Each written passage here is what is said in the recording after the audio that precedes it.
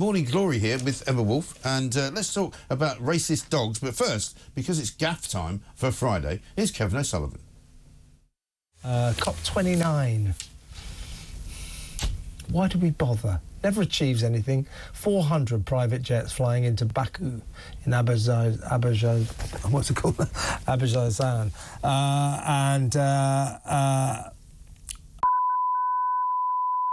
In Azerbaijan. You can't say Azerbaijan. Azerbaijan, by the way, has gone completely viral this week because the leader of Azerbaijan keeps getting up at the climate conference and saying there's no point in climate change, there's no point in us doing anything, just keep buying lots and lots of oil and gas, because that's what we do. But we'll come back to that, Azerbaijan and COP29. We've got to tell you about this one, Emma. Sorry, you can't walk your dog here. It's racist, according to Welsh Labour. So this is some ludicrous committee, government funded, of course, virtue signalling to the max. They're saying that the presence of dogs makes the countryside kind of racist, and it's offensive to some participants in their focus group expressed apprehension about visiting the countryside owing to their racial or religious identities. Right? The people also expressed concern about dog poo, about the quality of air, about the lack of public transport to get them to the countryside. But no, the committee are focusing on the fact that dogs are basically, dog walking is basically racist because some Muslims, some cultures don't like dogs. Muslims don't like dogs? Yeah. Get used to it. You're living in Britain now. We have dogs. If you don't like it, go back to where you came from. But also, there are plenty of people who don't like dogs, who don't like dog poo, who avoid dogs. English, Muslim, anything. A linked group calling themselves the North Wales Africa Society, right? That sounds like a fun day. That's what we're paying for. Apparently they said they want dog-free areas because one of their African females said she feels unsafe with the presence of dogs. I don't care, sorry. We're in Britain, by the way. We're in Britain. If you go back to Africa, you might feel unsafe with the presence of, you know, armed terrorists who might take you hostage and kill you after raping you for about 12 hours. And what I really love is that Labour's devolved administration in Wales has promised to end racism in the countryside by 2030. What? Oh, my God. Where's this coming from? What, really, who is paying for this stuff? I know. It's absolutely mad, isn't it? Completely and utterly insane. I can speak for my dog, who is absolutely Is she deeply racist? Is Ziggy racist? Ziggy is definitely not racist. He will go to anybody who's got treats. If you've got anything in your pocket that smells of food, he's going to come and say hello. He's going to rub himself up against you. He's not going to bark at you. He's not going to bite you. Is that assault? No, I don't think so.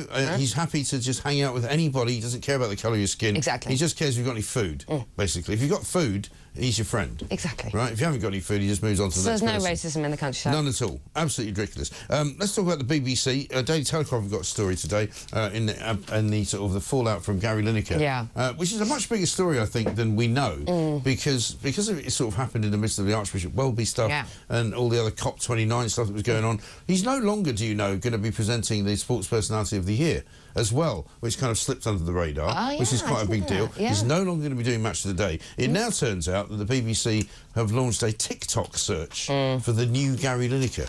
Yeah, so they're going to have this kind of programme that's going to run on the iPlayer, and they're basically going to be looking for new, young sports talent. Yes. It's not actually clear. I don't think he's going to... The person, sorry, can be male or female. That's in another paper. Possibly non-binary. Possibly non-binary, probably non-binary. Yeah.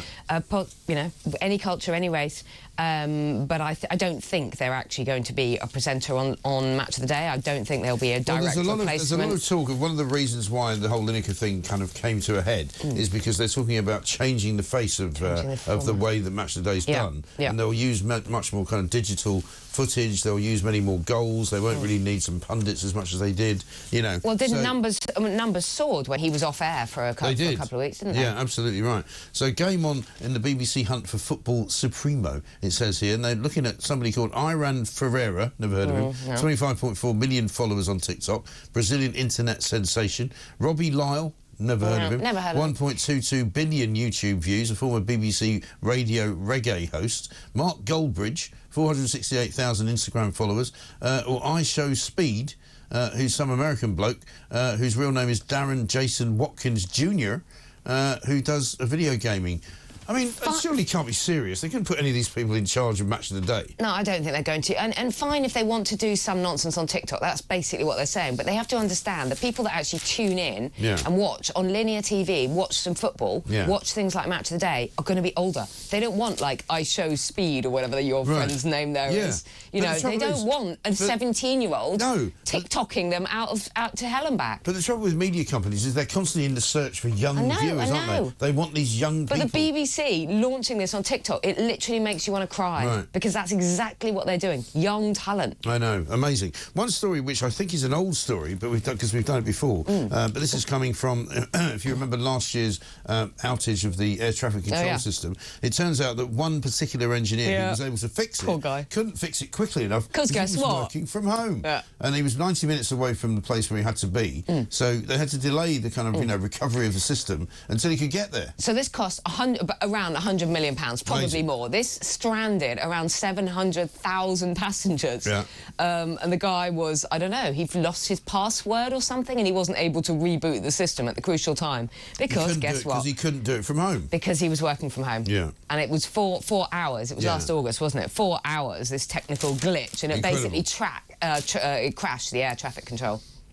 I mean, and thousands of people were dislodged and displaced 700,000 for days on end. All over the... And they couldn't get back home and they couldn't get to their holiday destination. Shouldn't those crucial people be in front of the crucial systems? Well, you would think so, wouldn't you? In the crucial place. Yeah, like as in go to work. As in the office. Go to work. Don't stay at home. Out in the garden, putting on the laundry when you're meant to be rebooting. We saw a story, I think, earlier this week that people who work from home sleep a lot more than people who actually go to an office, because it tends to be spotted when you're in an office and you fall asleep. Whereas if you're working from home and you've got a few emails to answer and you just go and lie down for a few hours, nobody knows. A friend of mine who listens to the show works from home now full-time for a council, guess what, and goes to the gym at 3:34. That's it. That's the end of the working day. 3:30, 4 o'clock. Now, coming up this weekend, a couple of big things going on, and the Telegraph has got a story about it. Farmers threaten to block roads across the UK over inheritance tax. There's a big farmers' dispute and a big sort of farmers' strike effectively going on. A demo in London, I think, tomorrow on Saturday.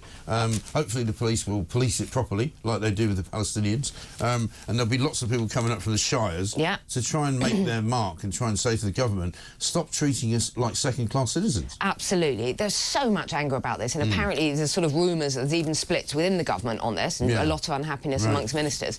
But this is farmers talking about this ludicrous inheritance tax plan, you know, to impose inheritance tax on farms worth, they're not worth over £1 million, but anyway, they've got tractors and combine harvesters and things that you kind of need when you're running a farm.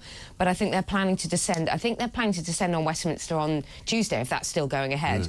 But proper, let's hope they do it proper French style, with slurry and mud and massive machines, absolutely block up the whole... What they like to do in France is to coat the buildings with... and hopefully some... Shizer, for want of a better word.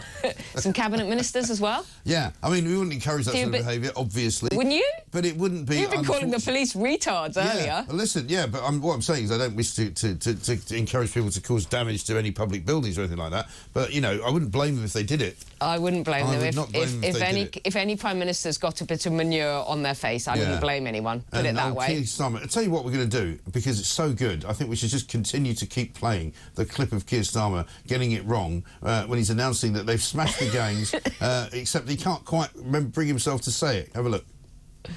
To smash the people smuggling gangs.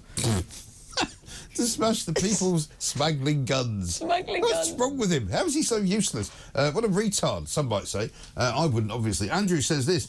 Good morning, Mike and Emma. I live in Southsea. The local hotel on the seafront hasn't been a hotel for paying guests for a few years now. It's full of immigrants and Roggans now. It used to be a lovely hotel where people had wedding receptions, etc., and now it's a real eyesore on the seafront. This is happening all over the country. That's incredibly sad. Yeah. I know pensioners who are saying the same thing. Old people's homes used to be old people's homes and care homes and, you know, hospices, basically, are now full of young men from abroad, which is terrifying if you're an old person living on the seafront. That's a very nice way of describing them, young men from abroad. You know, terrorists, criminals. I think Andy did it better, wrong-uns. Wrong-uns, absolutely right. Here's one from Cade, who says, I have no words, no idea Keir is so out of his depth, he's akin to a plumber, no disrespect to plumbers, doing brain surgery. I 100% blame the British voting public. Why aren't the Labour supporters shouting from the rooftops? Well, the Labour supporting types have all gone a bit quiet, haven't they? They decided they'd go and sort of back Kamala Harris for a while and sort of take their focus away from Britain. But then when she lost, they've gone even more quiet because Trump is on the march and Trump is continuing to promote more and more free speech, more and more interesting people in his cabinet, you know, and so they don't know what to say. Wasn't it moving to see him basically talking about dismantling this woke nonsense that's got us to this position? 10 years of this stuff.